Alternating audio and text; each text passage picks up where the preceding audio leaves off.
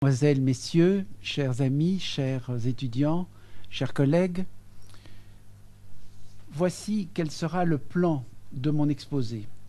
Dans une première partie, je passerai en revue les différentes méthodologies de l'interculturel.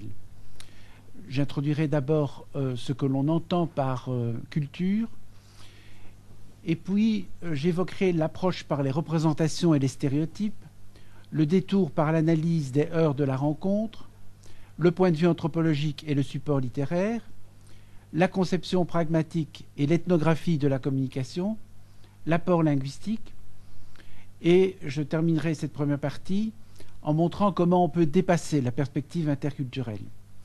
Et puis, dans une deuxième partie, j'évoquerai une expérience qui a été faite dans des classes de jeunes, dans des classes mixtes composées de Belges et de jeunes Marocains, littérature et modèle culturel. Donc je mettrai en place la démarche interculturelle. Je vous montrerai que j'ai approché la littérature d'une manière anthropologique et comment les littératures ont permis de réfléchir aux identités culturelles. Donc première partie, panorama des méthodologies. Je vais d'abord éclairer le concept de culture. Donc une culture, quelle qu'elle soit, remplit une fonction herméneutique. Ça veut dire qu'elle apporte du sens. Nos gestes, nos mots, nos attitudes ont une signification grâce à des codes culturels qui peuvent être explicites ou qui sont implicites. Codes culturels qui sont naturellement compris par tous les membres d'une communauté. Par contre, ce sens est parfois trouble ou occulte pour ceux qui ne partagent pas nos références. Donc une culture est source de sens. Une culture est aussi un héritage. Elle se construit dans l'histoire et se transforme de génération en génération. Elle est aussi le souvenir du passé, même si ces manifestations perdent parfois leur sens originel au fil du temps. Cet héritage, l'homme est dans une certaine mesure libre de le façonner, de le modifier, de l'accepter ou de s'en séparer, comme pour tout héritage. En effet, culture héritée ne signifie pas culture figée ou sclérosée, mais au contraire, mouvement dynamique et construction permanente. Une culture est aussi un outil de différenciation. Tout comme la race, la nationalité ou la religion, la culture est une identité collective, un lieu flexible et difforme, dont les frontières sont variables, et qui a pour fonction d'affermir notre sentiment d'appartenance à une communauté, avec comme corollaire la non-appartenance des personnes externes à cette communauté. Dans le domaine culturel, il y a donc nous et les autres. Et selon les besoins de la collectivité, nous peut se rétrécir ou s'élargir. Et enfin, une culture est interculturelle par définition. Toute culture qui s'isole est amenée à disparaître. Les ethnologues nous l'ont souvent répété. Et notre culture belge, francophone, en est un exemple parmi d'autres. Nos chiffres, notre alphabet, la plupart des mots de notre langue, nombre de nos aliments quotidiens, tout cela qui fait notre vie quotidienne nous vient d'ailleurs. Je pense par exemple au café qui vient du Yémen ou d'Éthiopie, du chocolat qui vient d'Amérique centrale, du riz qui vient de Chine ou de Thaïlande, les pommes de terre qui viennent des Andes ou d'Amérique du Sud, les pâtes qui viennent de Chine ou d'Italie, enfin de Chine via Marco Polo, la tomate qui vient du Mexique, le haricot qui vient d'Amérique centrale, d'Amérique du Sud, le poivre qui vient d'Inde, enfin je pourrais continuer comme ça, tout ça nous vient d'ailleurs. Donc tout est devenu nôtre finalement au travers d'échanges, de migrations et de conflits. Il n'en reste pas moins qu'aborder le thème de l'interculturel est une initiative pleine de pièges et qu'il n'est pas toujours aisé de se frayer un chemin entre les différentes approches qui entendent légitimer des pratiques interculturelles. Dès lors, avant de proposer une série de méthodologies et de démarches éducatives sur le sujet, ce qui constitue l'objet essentiel de cette conférence, il m'a semblé utile de mettre en évidence deux pièges classiques qui guettent les pratiques interculturelles, notamment en milieu scolaire. Premier piège, c'est l'objectivation de la culture. En définissant une problématique comme interculturelle, nous donnons un statut objectif au concept de culture. La démarche est utile et nous permet de mettre au premier plan le registre symbolique des représentations collectives, des codes de communication, des sentiments d'appartenance. C'est donc une démarche utile, mais elle est aussi dangereuse, car une telle approche laisse entendre que la culture est un ensemble cohérent, identifiable, qui nous apporte des informations sur des individus en particulier. Or, cela est incorrect, surtout aujourd'hui. Il est de plus en plus évident que chaque individu participe à plusieurs systèmes de référence à l'intérieur de chacun des registres culturels, linguistiques, sociaux. Donc notre identité est plurielle et la pluralité est présente au sein de chaque individu. Il y a un très beau livre que vous connaissez sans doute, celui de Amin Maalouf, « Les identités meurtrières », où il montre que nos identités sont plurielles, mais qu'on peut se replier sur telle ou telle facette de notre identité. Il est donc particulièrement trompeur de parler de culture belge ou de culture maghrébine, comme s'il s'agissait d'un bagage commun, identifiable, porté par chaque individu. Donc premier piège, l'objectivation de la culture. Deuxième piège, la sacralisation de la culture. Durant plusieurs siècles, le monde occidental a été imprégné des valeurs de l'autoritarisme culturel. Convaincus de la supériorité de notre culture, nous exportions celle-ci sur les 5 continents et nous l'imposions à des peuples que nous appelions primitifs. Cette conception a heureusement changé, mais le danger existe aujourd'hui de tomber dans un autre extrême, le relativisme culturel. Le relativisme culturel se caractérise par le refus délibéré de censurer une culture, par l'acceptation de toute pratique. On accepte toute pratique sous prétexte qu'elle est représentative d'une culture déterminée. Je pense au contraire que la culture n'est pas un argument suffisant ou absolu qui justifierait un comportement et que des considérations éthiques gardent la priorité sur des expressions culturelles.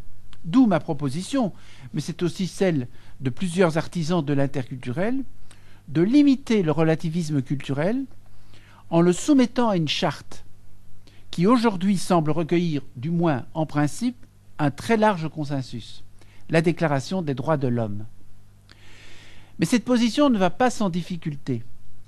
Tout d'abord, d'un point de vue pédagogique, une des questions essentielles peut être de savoir si une éducation aux droits de l'homme peut être assurée, quel que soit le type de socialisation dispensée en famille.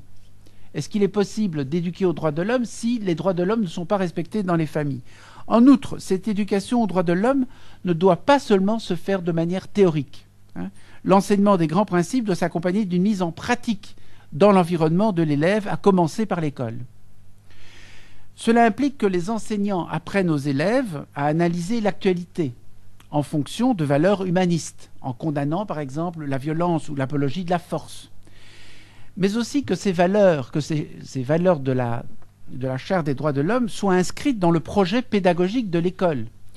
Cela suppose donc que l'on encourage les initiatives des élèves, que l'on cherche à rendre les élèves autonomes et responsables, aussi bien dans leur travail que dans l'animation de la vie scolaire. J'ai moi-même eu un professeur, quand j'étais en humanité, qui parlait beaucoup des droits de l'homme. Et un jour, il y avait eu réunion de parents, nous nous apprêtions à rentrer en classe et à remettre les bancs dans leur disposition traditionnelle, l'un derrière l'autre. Ce professeur nous a dit: « Messieurs, il n'y avait que des garçons à l'époque, vous êtes des intellectuels, ne vous salissez pas les mains, allez chercher la femme d'ouvrage. » Et nous avons dû accepter que la femme d'ouvrage remette les bancs en place alors que nous croisions les bras. À partir de ce moment-là, j'ai considéré que ce professeur était un imposteur et qu'il n'avait plus à me parler des droits de l'homme. La pédagogie interculturelle est née en France au début des années 70, dans le contexte des migrations. Les préoccupations apparues au sujet des difficultés scolaires des enfants de travailleurs migrants ont donné peu à peu naissance à l'idée que les différences ne constituaient pas un obstacle, parce que dans un premier temps, on voyait ces différences comme des handicaps. hein. On a pris conscience qu'elles ne constituaient pas un obstacle, mais qu'au contraire, elles pouvaient devenir un enrichissement mutuel pourvu qu'on puisse s'appuyer sur ces différences. Quand la didactique des langues étrangères s'est emparée du concept d'interculturalité dans les années 80 et 90, le succès de ce concept s'est accru au point de s'étendre aux autres disciplines et de devenir aujourd'hui un des axes essentiels de toute pédagogie. Aujourd'hui, l'interculturel s'est constitué comme champ d'études universitaire, d'ailleurs largement dominé par les sociologues. Comme l'ont bien montré les travaux de Martine Abdallah Pretsey, une telle méthodologie se veut formative en sensibilisant l'élève à l'arbitraire de son système de référence maternelle. C'est qu'en effet, l'acquisition de la compétence culturelle en culture d'origine n'est jamais vécue comme un choix entre plusieurs possibles. Lors de l'éducation, les faits de culture, ceux que nous recevons via nos parents, apparaissent comme des faits de nature, tout à fait normaux et universels. Nous pensons que tout le monde agit et se comporte comme nous l'avons appris. Les étapes de la socialisation d'un individu dans sa communauté sont enfouies dans l'oubli, si bien qu'il va jusqu'à ignorer que ce qui lui paraît évident est en fait une construction du monde qui relève de son environnement. Donc, un homme n'est jamais dépourvu de savoir culturel. Un homme dispose d'outils conceptuels qui jouent le rôle d'un prisme déformant si le regard qu'il porte sur d'autres sociétés ne se fait qu'à travers eux. On parle de cribles culturels, comme il existe des cribles phonologiques ou des cribles morphosyntaxiques. Et ces cribles peuvent alors être à l'origine de dysfonctionnements et de jugements aberrants. Ainsi, il arrive fréquemment que l'on se réfère à un schéma universel, à partir duquel s'ordonneraient toutes les cultures. C'est le cas lorsque l'on cherche à retrouver dans chacune des cultures des éléments connus, mais sous des formes différentes. Par exemple, la mosquée, c'est comme l'église, ou inversement. Ou des degrés de maturité spécifiques. La culture occidentale étant évidemment au sommet de la pyramide. Cette façon de voir peut amener l'individu à tomber dans les pièges de l'ethnocentrisme, source de racisme. Ethnocentrisme qui se traduit alors dans des attitudes et dans des discours justificateurs ou moralisateurs. En fait, de tels mécanismes d'analyse peuvent être remis en question dans un cours de langue, où d'autres modes de relation entre culture maternelle et étrangère peuvent être proposés. Je vais vous le montrer. Donc les méthodes d'approche interculturelle que je vais vous présenter ici envisage toute cette décentration et la compréhension de l'autre. Comprendre l'autre, ce n'est pas le décrire, donc au détriment de la description et de la connaissance théorique. Il s'agit vraiment d'une attitude d'empathie qu'il faut développer chez nos élèves. Et ces méthodes ont en commun de s'appuyer sur les sciences humaines, auxquelles d'ailleurs elles empruntent sans compter. C'est une approche résolument interdisciplinaire. Donc on emprunte à la sociologie, on emprunte à la psychologie sociale, on emprunte à l'anthropologie, à l'ethnographie de la communication et à la linguistique. Donc première méthodologie, l'approche de l'interculturel par les représentations et les stéréotypes. Alors ici, un nom domine ce secteur de l'éducation interculturelle, c'est celui de Geneviève Zarat, qui emprunte le concept de représentation à la psychologie sociale. Alors, représentation, ce terme est souvent vulgarisé à travers les termes d'image, de regard, de point de vue. Au sens large, les représentations peuvent être considérées comme des façons d'organiser notre connaissance de la réalité. Réalité qui, elle-même, comme je vous l'ai dit, est construite socialement. Elles sont directement liées à notre appartenance à une communauté. Alors, de cette notion, Zarat fait un véritable instrument pédagogique, rendant caduque toute description prétendument objective de la réalité. Elle écrit ceci: « Comprendre une réalité étrangère, c'est expliciter les classements propres à chaque groupe et identifier les principes distinctifs d'un groupe par rapport à un autre. » Et c'est vrai que, par exemple, dans notre culture, il y a une opposition en cuisine qui fonctionne très bien, c'est l'opposition entre salé et sucré, opposition qui n'existe pas dans d'autres cuisines, notamment asiatiques, où on a davantage un mélange des deux. Les représentations permettent de problématiser la relation entre culture maternelle et culture cible. C'est-à-dire que la mise en relation des représentations qui sont propres à chacun, par exemple dans une classe belgo-maghrébine, les représentations que les Maghrébins ont des Belges ou les représentations que les Belges ont des Maghrébins, tout cela correspond de toute évidence à la nature même de la didactique de l'interculturel. Confrontation des représentations. La découverte, puis la confrontation de ces représentations aboutit ainsi à une réflexion sur les stéréotypes. Alors un autre didacticien qui s'appelle Gilles Verboont rappelle les différentes fonctions du stéréotype. Le stéréotype permet le renforcement de la cohésion du groupe qui les exprime. Il permet la représentation de ce groupe et il favorise la création d'un consensus aux dépens de l'étranger. Les stéréotypes sont par ailleurs composés de deux versants opposés. D'une part, et Jean-Louis Dufay l'a rappelé maintes fois dans ses travaux, les stéréotypes sont nécessaires car ce sont des schémas cognitifs indispensables à la compréhension et à la production des discours. C'est par exemple un stéréotype du roman qui nous fait reconnaître le roman et qui nous le fait distinguer de la pièce de théâtre ou du poème. Mais quand on se trouve face à une autre culture, je songe au roman de Benjeloun, on est complètement dérouté parce que là, on a un mélange d'oral et d'écrit, un mélange de roman, de poésie ou de théâtre même.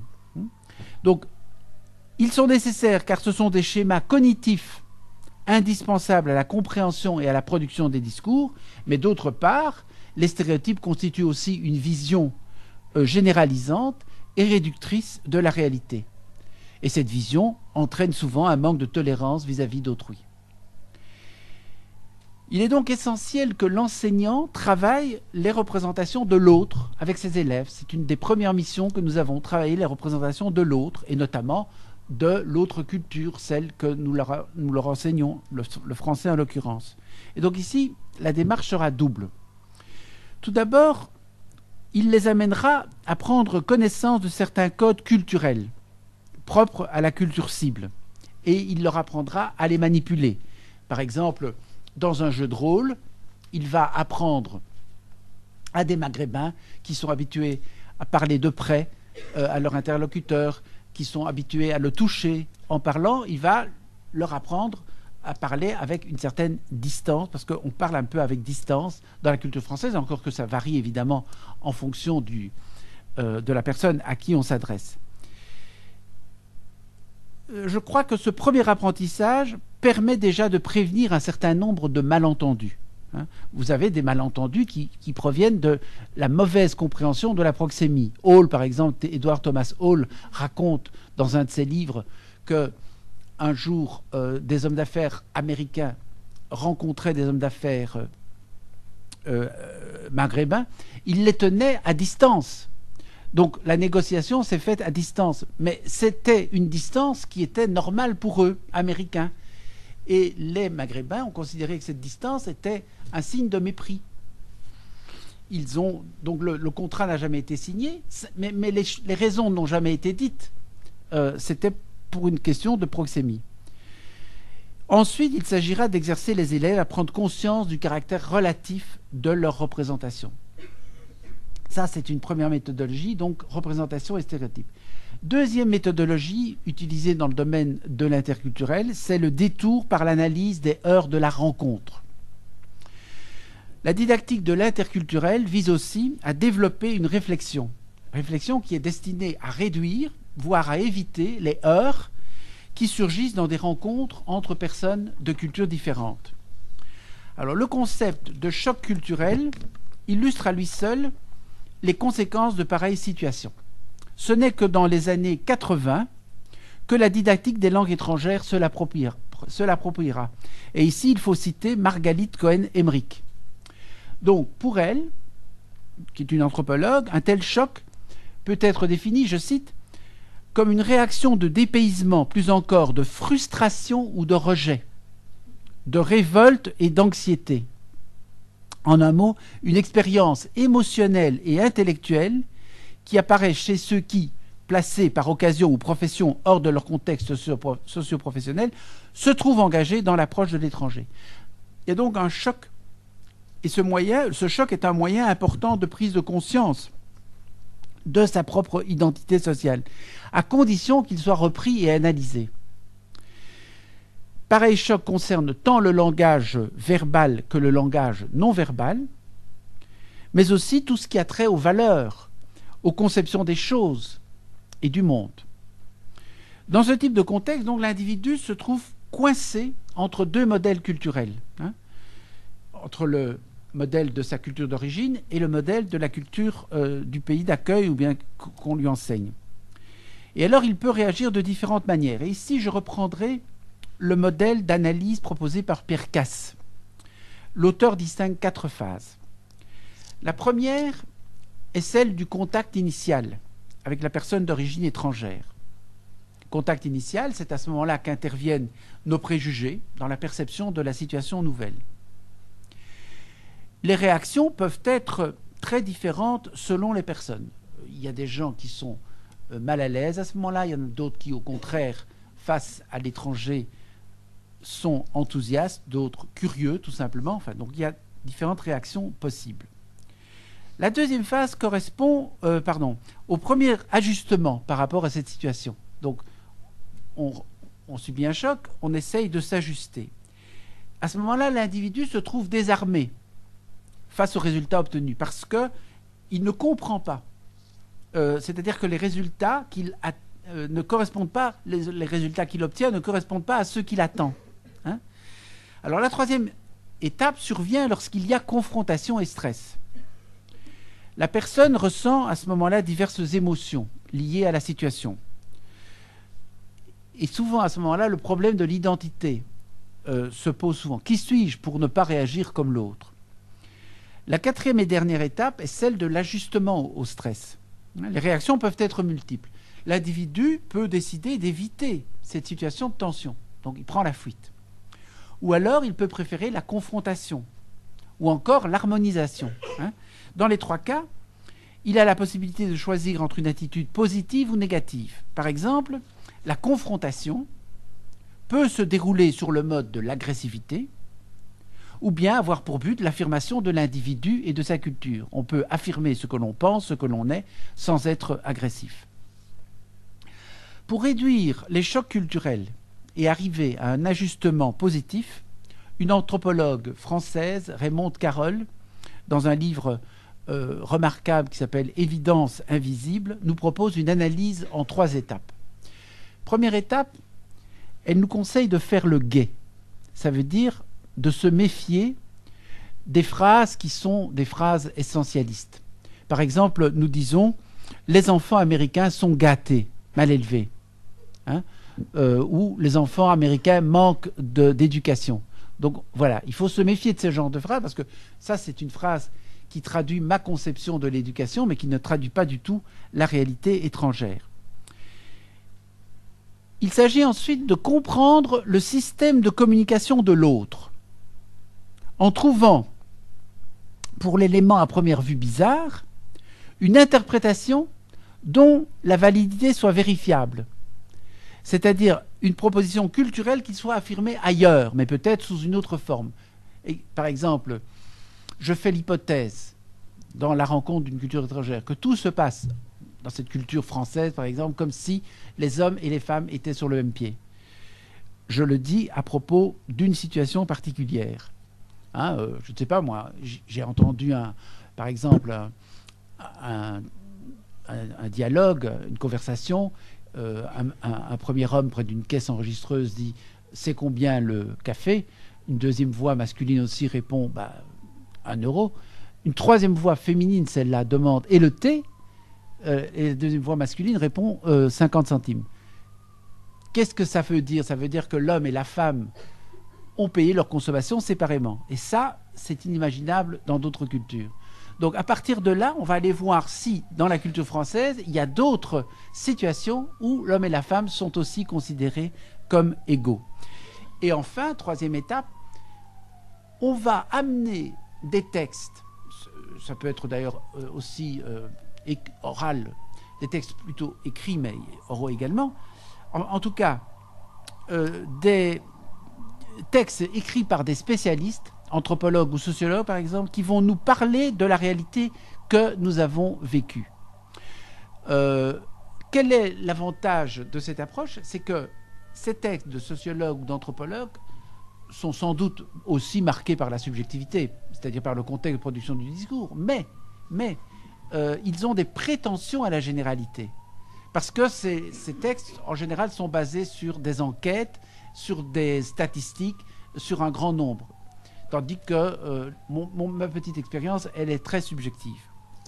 Alors, on rattache à l'analyse d'ailleurs de la rencontre, on rattache à un autre phénomène, c'est la dissonance cognitive, dont Léon Festinger nous a parlé en 1962. Hein. Selon Festinger, les représentations d'un individu entrent en dissonance lorsque l'une d'elles implique psychologiquement le contraire de l'autre. Le malaise provoqué dans pareille situation pousse l'individu à éviter tout élément qui crée la dissonance et à réduire un élément qui l'augmenterait.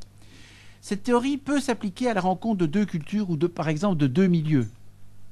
Ainsi, par exemple, des élèves issus de milieux populaires ou des élèves issus de l'immigration ont développé d'autres réflexes culturels que ceux qui sont attendus en milieu scolaire. Ils peuvent, par exemple, préférer des relations interpersonnelles, basées sur des valeurs plus humaines qu'intellectuelles, ou ils peuvent apprécier davantage les éléments concrets que ceux requérant une certaine abstraction, comme c'est le cas à l'école. L'école, c'est l'accession à l'abstraction. De la première primaire à la dernière année d'université, on va de plus en plus haut dans l'abstraction. Eh bien, les enfants issus de milieux populaires qui valorisent au contraire les savoirs concrets peuvent donc être en état de choc dans cette situation. Tant de différences sont potentiellement porteuses de dissonance par rapport à l'appropriation d'une nouvelle culture.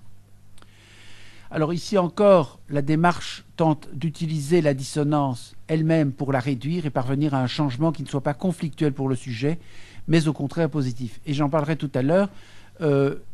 Un des moyens utilisés pour réduire les dissonances, c'est de valoriser la culture et la langue de l'autre, afin de s'en servir comme outil de développement linguistique et comme vecteur de reconnaissance identitaire. J'en parlerai tout à l'heure. Troisième méthodologie, c'est le point de vue anthropologique et le support littéraire. Alors là, il s'agit de considérer vraiment l'anthropologie comme une herméneutique qui va nous permettre d'approcher les faits culturels présents dans les textes littéraires, voire dans tout type de discours. Ici, il s'agit de voir comment un individu utilise sa culture pour agir et pour s'affirmer. Alors, on le voit surtout en travaillant les œuvres littéraires. Alors déjà, dans mon livre écrit en 1994, Littérature comparée, reconnaissance interculturelle, j'ai développé une démarche que j'ai reprise ici dans Islam Occident, paru aux éditions modulaires européennes. Donc j'avance l'hypothèse selon laquelle les textes littéraires constituent d'excellentes passerelles entre les cultures, puisque les textes littéraires sont des révélateurs privilégiés de vision du monde. Alors évidemment, il faut montrer l'originalité du point de vue de l'auteur, mais au-delà de cette originalité, je pense que tout texte littéraire apparaît comme l'expression et la mise en forme esthétique de représentations partagées par les membres d'une même communauté. C'est vraiment une définition à laquelle je tiens beaucoup. L'expression et la mise en forme esthétique de représentations partagées par les membres d'une même communauté. Et donc, les œuvres littéraires constituent une voie d'accès à des codes sociaux et à des modèles culturels en tant qu'elles sont des expressions langagières particulières de ces modèles culturels. Alors, je ne confonds pas ici littérature et anthropologie, hein. Je pense d'ailleurs que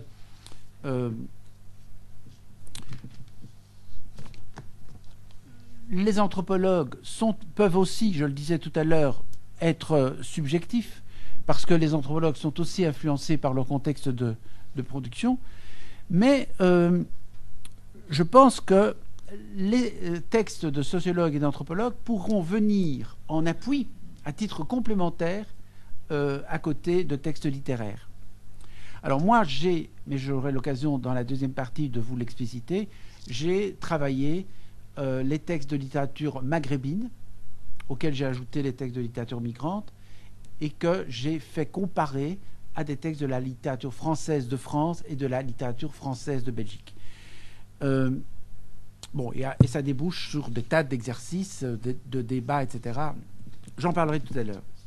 Mais donc, on retient cela. Je ne développe pas ici beaucoup parce que ce sera développé effectivement dans la deuxième partie. J'en viens à la quatrième méthodologie, la conception pragmatique et l'ethnographie de la communication. Alors ici, je cite de nouveau Martine Abdallah Pretsey,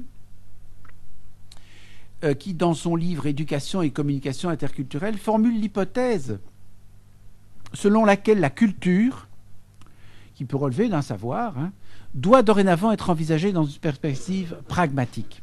Ça veut dire que, dans une rencontre interculturelle, l'individu sélectionne en fonction d'un objectif, en fonction d'une intention, en fonction de ses intérêts et des situations, les informations dont il a besoin. Donc un individu dévoile une facette de sa culture en fonction du contexte dans lequel il est. Par exemple, à l'Alliance française, j'avais une Africaine qui arrivait souvent en retard. Quand je lui ai fait la remarque, elle m'a dit « Mais monsieur, vous savez que je suis une Africaine. Vous savez que nous, les Africains, nous avons une autre conception du temps que vous. Et vous savez bien que quand nous rencontrons des gens, comme c'est mon cas, sur le chemin, notamment des voisins ou des amis, nous ne pouvons pas passer notre chemin. Nous devons consacrer un certain temps à leur parler. Vous savez bien cela. Oui, mais elle savait aussi bien que moi, je n'étais pas un Africain. Donc, vous voyez, on se sert de sa culture pour pouvoir justifier ce que l'on est ou ce que l'on veut. Donc, ça veut dire que pour communiquer, il ne suffit pas de connaître la réalité culturelle, mais il faut vraiment développer cette compétence pragmatique qui va permettre de saisir la culture à travers le langage, qui va permettre de saisir la culture à travers la communication, c'est-à-dire saisir la culture en acte, ce qu'on appelle la culturalité. Donc, il s'agit pour chacun de comprendre de quelle manière son interlocuteur utilise la culture pour dire et se dire, ou tout simplement pour entretenir la relation engagée avec lui. La référence à l'ethnographie de la communication est ancienne dans la littérature consacrée à l'approche communicative. Elle remonte à Delheims, c'est-à-dire à 1972. Hein. Mais en 1992, un professeur de la Sorbonne qui s'appelle Geneviève Dominique de Salins a proposé d'appliquer cette perspective pragmatique à la didactique des langues vivantes, et en particulier le français, langue étrangère. Et donc, elle entend mettre en place un processus de découverte interculturelle en 3 étapes. Première étape, il faut faire surgir l'ethnocentrisme latent chez chacun de nous. Bon, faire découvrir que nos réflexes ne sont pas universels, qu'ils sont propres à notre culture.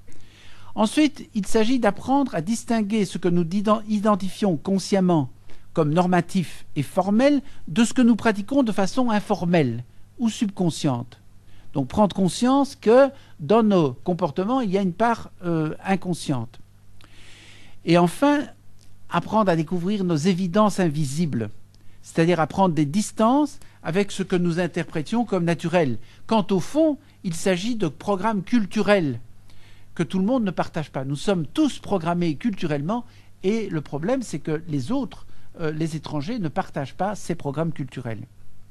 Donc finalement, l'objet d'étude ici est assez limité et finalement cette approche est assez proche de ce qu'on appelle l'approche interactionniste, puisque dans l'approche interactionniste, on va se pencher sur les interactions, notamment sur les conversations.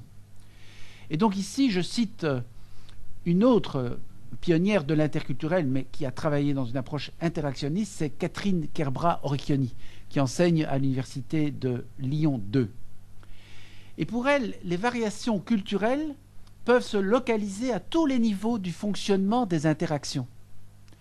Donc, elle propose de comparer les interactions entre elles et de voir la part éventuelle d'universel qui est présente dans les interactions. Est-ce qu'il y a une part d'universel qui se retrouve dans toutes les situations d'interaction? Et quelle est la part de culture qui est propre à une interaction? Je prends un exemple, le gap. Le gap, c'est cet intervalle qui sépare la fin d'une prise de parole et le début de la suivante.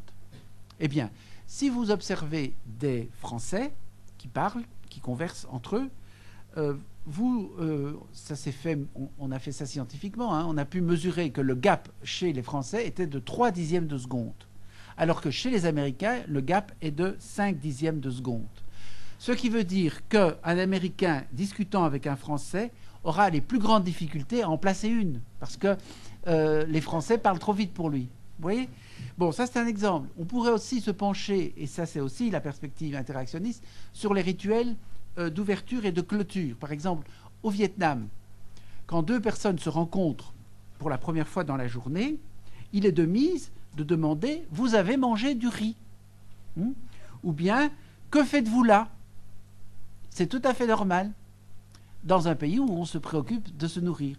Et il est tout à fait normal de clore une conversation par une recommandation. Mangez du riz, s'il vous plaît. On se quitte comme ça. C'est une manière de dire au revoir. Donc, vous voyez, alors, cette manière de faire permet de créer une typologie des sociétés, de classer les sociétés. Il y a des sociétés, par exemple, à ethos proche. La société maghrébine l'est. Ce sont des gens qui se parlent de très près et qui se touchent en se parlant. Hein, alors qu'il y a des sociétés à ethos distant. Vous avez des sociétés à ethos égalitaire, où, par exemple, dans une entreprise, tout le monde est mis sur le même pied. C'est une espèce de structure en râteau. Tout le monde est mis sur le même pied. Le chef, il a une responsabilité particulière, mais il n'a pas d'autorité spéciale par rapport aux autres. Ou alors, il y a, comme la société française, des sociétés à ethos hiérarchique. Il y a des sociétés à ethos consensuel ou, au contraire, à ethos conflictuel. Donc ces caractéristiques reposent sur un certain nombre de marqueurs pertinents. Hein, et c'est intéressant de classer ainsi les sociétés entre elles. Voilà ce que propose Catherine Kerbrat-Orecchioni. Je vous renvoie à ses travaux. C'est ici aussi qu'il faut citer Vincent Louis, qui travaille à l'ISTI. Donc lui aussi, comme moi, manifeste de l'intérêt pour les textes littéraires. Et comme moi, il suggère aussi, outre évidemment que nous n'interdisons pas de les lire d'un point de vue traditionnel, c'est-à-dire stylistique, mais il dit que sur le plan culturel, il faut surtout étudier les effets de mise en scène des participants dans un texte, donc les comportements rituels, les attitudes, les gestes propres à une culture particulière. J'en viens à la 5e méthodologie, c'est l'apport linguistique. Donc ça, c'est Robert Galisson qui est à l'origine de cette approche, une approche qu'il a élaborée en 1984. Il fonde son approche sur ce que Vincent Louis appelle l'hypothèse lexicologique. Alors j'ai moi-même choisi cette piste linguistique, ou plutôt j'ai suivi cette piste linguistique, mais en l'élargissant à l'analyse de l'implicite dans le discours et dans la communication en général. Donc je vais d'abord vous expliquer comment Robert Galisson voit les choses, et puis je vous expliquerai comment j'ai élargi le travail. Donc Galisson dit que on doit, quand on parle de culture, distinguer la culture élitiste, la culture intellectuelle, si vous voulez, la culture savante, hein, par exemple la littérature, et la culture comportementale. La manière de se comporter, de s'aborder. La culture comportementale, c'est ce qu'il appelle aussi la culture partagée. Alors cette culture partagée, il remarque qu'elle se dépose avec prédilection dans certains mots. Donc, quand il entend un discours, il est à l'affût de ces mots. Et ces mots, il les appelle des mots à charge culturelle partagée. Moi, le mot à CCP, bon, CCP, ça évoque autre chose chez nous. Donc, j'ai changé le terme et je parle de culturème. J'ai créé le terme de culturème sur le modèle de sème, morphème, etc. Mais en même temps, c'est un clin d'œil. Culturème, c'est j'aime la culture. Et donc, je suggère de partir à la recherche des culturèmes. Des lieux qui sont culturellement chargés dans un texte. Vous savez que la langue ne découpe pas la réalité de la même façon. Hein. Nous avons par exemple 3 manières de parler de la glace, alors que les Esquimaux ont une dizaine de mots pour désigner la glace et la qualité de la glace. Bon, ça c'est une chose que tout le monde sait, mais ce que je veux dire ici, c'est que des mots peuvent avoir des signifiés identiques et des charges culturelles partagées différentes. Par exemple, le mot vache, c'est pour tout le monde, la vache, c'est la femelle du taureau, et c'est d'ailleurs la définition que vous trouverez dans le dictionnaire. Mais si vous regardez le dictionnaire, le petit Robert par exemple, vous ne verrez pas qu'il y a des différences de représentation de la vache en Occident et en Inde. En Inde, la vache est sacrée, hein, et dès que l'on dit vache, on a une attitude de respect parce que la vache peut gêner la circulation, mais il ne faut surtout pas la brutaliser. Elle est sacrée, alors que chez nous, elle est nourricière. La vache, c'est le steak, c'est la vache folle, éventuellement le danger qui guette notre assiette. Hein, c'est tout ça. Donc on a des représentations différentes. Un autre exemple, c'est le mot dragée. Hein, si vous regardez dans le petit Robert, vous allez trouver que c'est une confiserie formée d'une amande recouverte de sucre durci. Hein, et on vous dit qu'il existe aussi une dragée à la liqueur, où l'amande est remplacée par une goutte de liqueur. Mais en revanche, dans le petit Robert ou dans le Larousse, on ne vous dira pas qu'on offre des dragées lors de la naissance, hein, et que c'est le parrain du nouveau-né d'ailleurs qui offre ces dragées. On ne le dit pas dans le dictionnaire. On ne vous dit pas que le choix de la couleur obéit à un code qui est largement observé, à savoir les dragées roses pour les bébés de sexe féminin et bleues pour les bébés de sexe masculin. Et on ne vous dit pas que les blanches conviennent aussi bien aux filles qu'aux garçons. Hein. Alors bien sûr, un natif connaît ces usages, mais les allophones, les non-francophones, les non-natifs sont loin d'être dans ce cas. Hein, surtout si la dragée n'existe pas dans leur pays ou n'appelle pas la même symbolique. Donc, pour ne pas s'égarer, parce que vous allez me dire, mais découvrir les culturèmes, c'est la mer à boire, c'est l'océan. Hein. Alors, Galisson propose aux professeurs une méthodologie. Il dit, voilà, l'idéal, c'est que les élèves aient un autodictionnaire et qu'ils recensent les culturèmes au fur et à mesure qu'ils les rencontrent et qu'ils les classent en 3 catégories. Voici la typologie proposée par Galisson. Il y a d'abord les mots dont la charge culturelle est le produit de jugements tout faits véhiculés par des locutions figurées.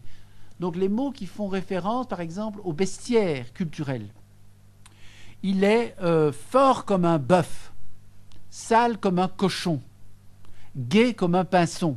C'est culturel, ça. Par exemple, on dit il est rusé comme un renard. Mais si vous lisez des contes africains, vous verrez qu'on dit rusé comme une araignée, parce que c'est l'araignée qui est considérée comme le plus rusé des animaux. Ou bien les expressions ou les locutions figurées qui sont relatives à des inanimés culturels. Inanimés culturels. Il est sourd comme un pot. Il est dur comme une pierre. Vous voyez, ces comparaisons ne sont pas les mêmes d'une culture à l'autre. Il y a d'ailleurs une petite collection qui s'appelle Idiomatics, qui est parue chez Point Seuil, où l'on vous donne en regard les expressions françaises et puis les expressions anglaises ou bien portugaises ou néerlandaises, avec chaque fois de belles illustrations qui illustrent des référents différents. Par exemple, une tempête dans un verre d'eau, hein, on vous dessine un verre d'eau, et une tempête dans une tasse de thé du côté anglais, on vous dessine une tasse de thé. Alors, il y a ceux dont la charge culturelle résulte de l'association automatique d'un lieu à un produit spécifique. Donc, la moutarde, par exemple, ça vous fait penser à Dijon. le nougat, ça vous fait penser à Montélimar. Vous voyez, ce sont des associations qui sont aussi culturelles. Et enfin, il y a ceux dont la charge culturelle est la coutume suggérée par le mot. Si je dis Noël, si je vous parle de Noël, vous verrez tout de suite, je n'aurai pas besoin de l'expliciter, la crèche, la bûche, en tout cas le sapin de Noël. Mais si je parle de Noël à un Tunisien, il ne verra pas de sapin, il ne verra pas de bûche et il ne verra pas de crèche. Vous voyez, tout ça, ce sont des implicites qu'il faut donc expliciter en classe de langue. Alors moi, j'ai trouvé que Galisson avait là il avait une bonne intuition, il a fait une bonne découverte, et j'ai alors moi-même exploité certaines pistes lancées par Galisson, mais en les intégrant dans une attitude de prévention contre les malentendus. Et je pense que les malentendus peuvent naître de la mécompréhension des implicites discursifs, c'est-à-dire des implicites du discours. Et je fais de la bonne compréhension de ces implicites discursifs un instrument actif de la démarche interculturelle. Alors, tout d'abord, je tire parti de la théorie des maximes conversationnelles de Grice. Alors, Grice a élaboré des maximes, c'est-à-dire des lois auxquelles obéissent toutes les conversations. Je ne vais en citer qu'une. C'est la maxime de quantité. La maxime de quantité, elle consiste à dire il ne faut pas exprimer ce que l'autre sait déjà. Par exemple, vous parlez d'une voiture, vous dites qu'elle se déplace, vous n'allez pas dire qu'elle elle se déplace à l'essence ou bien au gaz ou au diesel. Ça va de soi qu'elle est alimentée par un carburant. Hein, aujourd'hui, on pourrait peut-être ajouter électrique. Mais c'est implicite. Donc c'est une connaissance partagée qui ne va pas être explicitée dans le discours. Vous voyez ? Alors il y a d'autres savoirs qui sont implicites. Par exemple, la connaissance des normes littéraires et rhétoriques. Si vous dites c'est un poème, vous n'avez pas à expliquer pourquoi c'est un poème. On comprend. Hein ? Ou bien, vous avez aussi des implicites qui sont liés à la situation de communication. Si je vous dis ici, vous savez que c'est près de moi. Si je vous dis là, vous savez que c'est près de vous. Bon. Donc j'ai défini l'ensemble de ces connaissances comme le savoir partagé. Expression que j'ai empruntée à Galisson. D'autres implicites, au contraire, les tropes, proviennent de la transgression de certaines normes conversationnelles. Donc on peut respecter les normes conversationnelles, bon, c'est le premier cas, mais on peut aussi les transgresser, mais les transgresser volontairement. Hein. Par exemple, pour des raisons linguistiques ou psychologiques. Très souvent, pour des raisons pragmatiques. Par exemple, vous pouvez minimiser pour ne pas brusquer autrui. Hein, il vient de commettre une bêtise, vous lui dites « ce n'est pas très grave ». En fait, vous voulez dire que c'est grave. C'est une litote. Une litote. On emploie souvent des litotes. Ou bien vous pouvez parfois utiliser une formule pour manipuler autrui. Par exemple, quelqu'un dit « notre ville, qui a été gérée pendant 5 ans par des incapables, doit être accueillante ». Alors tout le monde est d'accord, notre ville doit être accueillante, mais dans l'assistance, tout le monde ne sera pas nécessairement d'accord avec votre présupposé qui a été géré pendant 5 ans par des incapables. Et la publicité est ainsi faite de manipulations de ce type. Il y a des présupposés que l'on fait avaler en quelque sorte, ou alors on peut faire de l'humour. Hein. Et l'humour, bon, c'est souvent, ce sont des jeux de mots. Hein. Par exemple, un Esquimau fait les 100 pas dans la rue, d'un geste nerveux, il sort un thermomètre de sa poche et il dit « si elle n'est pas là à -10, je m'en vais ». Bon, en principe, ça doit effectivement vous faire rire parce que on joue sur les deux champs de signification ici, température et en même temps le temps. Et donc, c'est dans la jonction de ces deux champs de signification que s'actualise le trait d'esprit. Vous voyez ? Donc ça, c'est une manière aussi de faire de l'implicite. Alors l'humour, c'est évidemment le domaine dans lequel il y a le plus d'implicite, et c'est d'ailleurs un domaine où on se sent toujours, quand on ne maîtrise pas une langue et une culture étrangère, on se sent toujours exclu. Parce que parfois on comprend tous les mots, on comprend toutes les phrases, mais on ne sait pas pourquoi les gens rient. Donc bon nombre de malentendus verbaux proviennent d'une mauvaise interprétation des implicites contenus dans le message. Et je dois donc construire un cours où on va rencontrer et décoder un certain nombre de malentendus verbaux. Je l'ai fait Bon, ça existe à titre complémentaire par rapport à des méthodes de base. On a fait à Louvain une méthode complémentaire de français qui s'appelle « Que voulez-vous dire ?» Que voulez-vous dire? Ça dit bien ce que ça veut dire. Hein.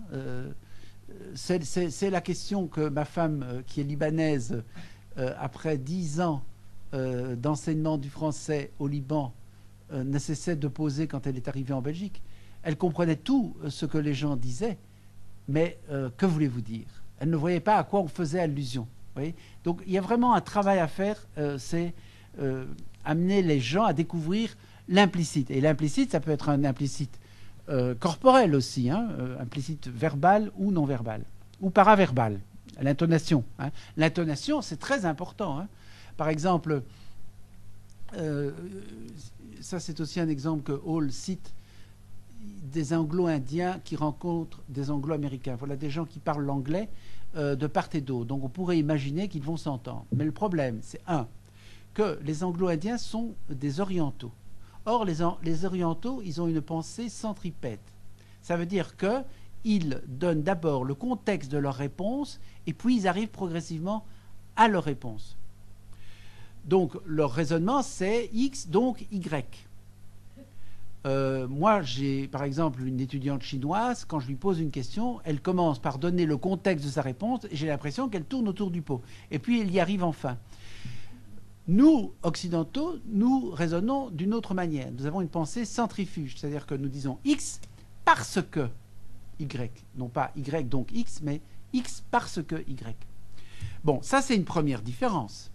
Mais la deuxième différence, c'est que les anglo-indiens, quand ils vont arriver dans leur exposé à l'essentiel, c'est-à-dire à la réponse que vous attendez, hein, l'essentiel, au noyau de la réponse, ils baissent d'intonation. Mais quand on baisse d'intonation dans la culture anglo-américaine, ça veut dire qu'on a fini sa contribution et on cède la parole à l'autre. Et donc, les anglo-américains, à ce moment-là, coupent les anglo-indiens qui n'ont rien dit encore d'essentiel et qui sont donc très frustrés. Vous voyez, ça, ce sont des choses à faire découvrir. Bon. Donc ça a apparu chez Duculot. Que voulez-vous dire? Alors, je termine cette première partie en essayant de vous inviter à aller au-delà de l'interculturel. En fait, un grand monsieur, professeur de didactique du FLE, dans le Massif central et aussi dans les pays baltes, Christian Puren, dit que l'interculturel est lié aux approches communicatives. Et les approches communicatives en langue sont liées à la simulation. Donc on fait toujours comme si. On va faire un jeu de rôle, tu vas faire comme si tu étais le papa, comme si tu étais l'enfant, et comme si tu réclamais de l'argent de poche et le papa n'est pas d'accord, etc. On joue, on simule. Bon, l'interculturel est né à ce moment-là, au moment de l'approche communicative, et finalement, quel est le but de l'interculturel? Amener les gens à vivre ensemble. Bon, c'est bien, c'est bien. Je reconnais les différences et on parvient à harmoniser le vivre ensemble. Mais Puren dit aujourd'hui, surtout à l'heure de l'Europe, il faut aller plus loin. Il faut substituer à cette perspective interculturelle une perspective co-culturelle. Il dit que le cadre européen commun de référence, qui est le document de base sur lequel on donne nos cours de langue, se base nos cours de langue, propose une perspective coactionnelle et co-culturelle. Ça veut dire quoi? Ça veut dire qu'on propose aux gens d'agir ensemble. Mais si vous voulez agir ensemble, il faut non seulement tenir compte de nos différences, il faut aussi voir quelle ressemblance il y a, quel point commun. Si on passe son temps entre wallons et flamands à ne voir que nos différences, on ne va pas y arriver. Il faut aussi voir quelles sont les ressemblances, vous voyez. Et donc, il dit que là, il y a une perspective à tracer. Alors, on peut y arriver, par exemple, si on inscrit la pédagogie du projet dans son enseignement des langues. Hein, si toute séquence pédagogique est destinée finalement à réaliser un projet, par exemple partir à l'étranger, faire un voyage scolaire, ou bien réaliser un journal que l'on va vendre non seulement aux élèves de la classe, mais aussi en dehors de la classe aux parents, par exemple. Un projet, eh bien, le projet ne peut être réalisé avec des élèves qui viennent de toute origine que si on se met d'accord sur un certain nombre de choses et donc si on développe la perspective co-culturelle. Voilà, j'en ai fini avec la première partie.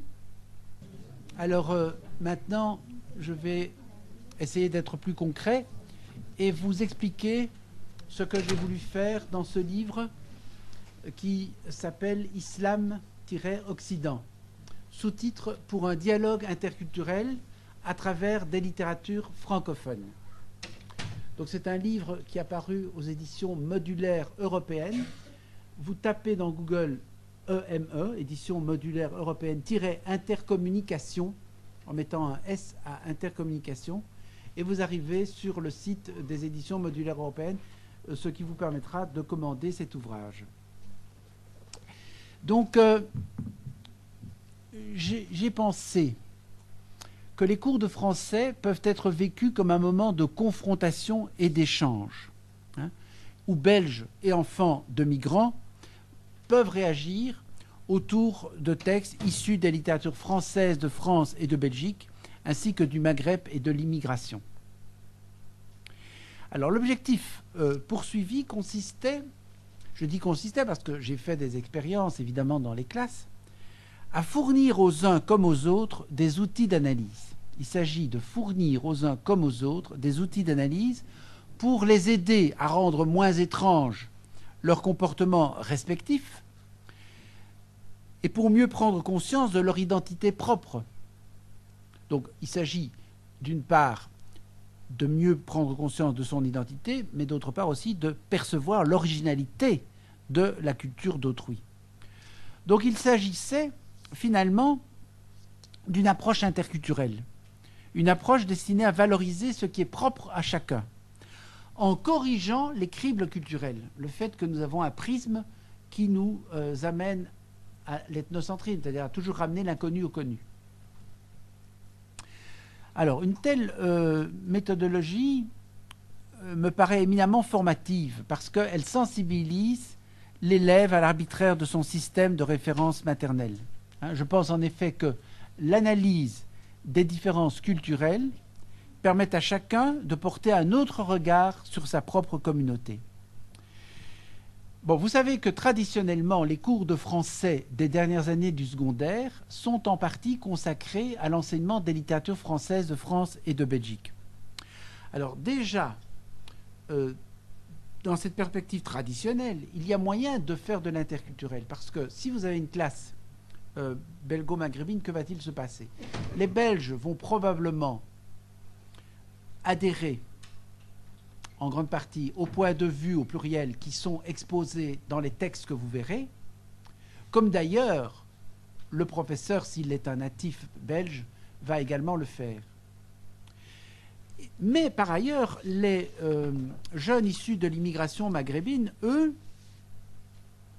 bon, ils partagent sans doute avec les Belges un certain nombre de postulats, de croyances communes, mais en même temps, ils ont une culture qui est spécifique. C'est ce qu'on appelle la culture migrante. La culture migrante, c'est une culture qui est faite d'éléments de la culture d'origine des parents, culture d'origine qui est d'ailleurs coupée de ses racines et qui est donc amplifiée, mythifiée, amplifiée par l'imaginaire.